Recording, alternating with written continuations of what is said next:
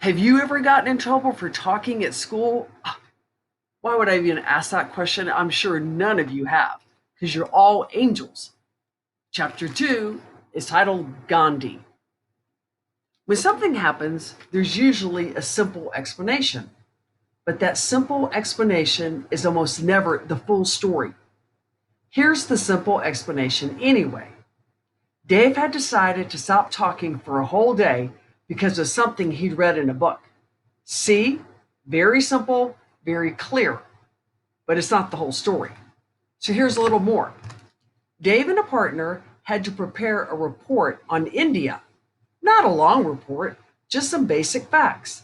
Something about the history, something about the government, something about the land and the industry, something about the Indian people and their culture. 5 minutes or less. Dave's report partner was Lindsay Burgess, and neither one of them was happy about that. There were some boy-girl problems at Layton Elementary School, but this isn't the time to tell about that. Even though Dave and Lindsay had to give the report together, they both agreed that they did not have to want to prepare it together. So they divided the topics in half and each worked alone.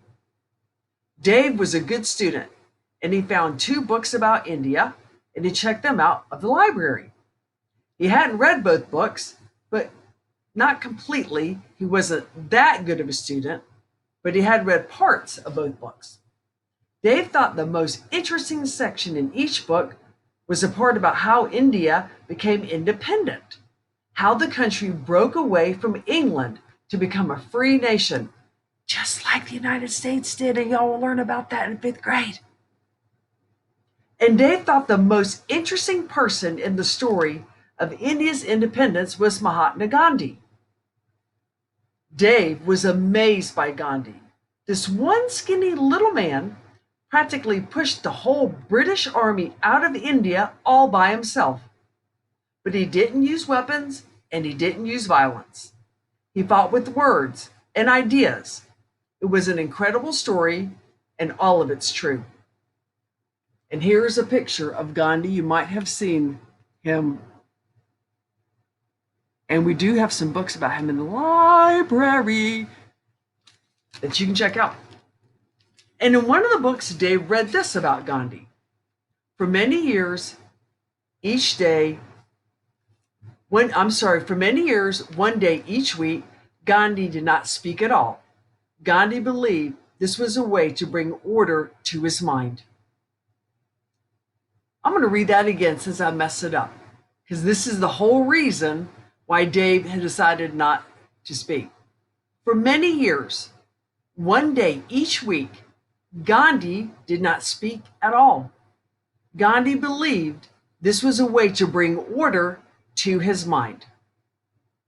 Dave read that bit of information on Thursday afternoon, and he read it again on Sunday night as he prepared for his oral report. And it made him wonder about what it would be like to go a whole day without saying one single word. And Dave began to wonder if not talking would bring order to his mind too. In fact, Dave wondered what that meant, to bring order to his mind. Could something as simple as not talking change the way your mind worked? Seemed like it must have been a good idea for Gandhi, but would it help a regular kid in New Jersey?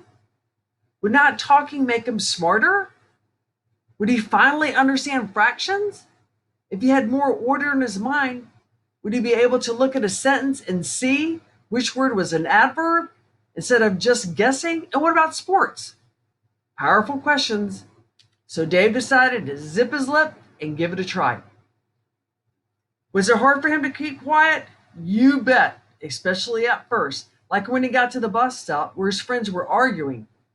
But Dave had learned quickly that by nodding and smiling, by frowning and shrugging, by shaking his head, by giving a thumbs up or a high five, or even by just putting his hands in his coat pockets and turning away, not talking was possible. And by the time he'd ridden the bus to school, Dave had gotten pretty good at fitting in without speaking. There, that explains what's going on a little better and is probably enough at least for the moment, but there's more. There's always more. And now we're back in class on Monday with Dave, who got through the rest of social studies without saying a word. And when the bell rang at the end of the period, it was time for fifth grade lunch. More than 125 kids began hurrying toward the cafeteria. And by the time they got there, the fifth graders were already talking like crazy, all except one. And we know who that one is. That is the end of chapter 2.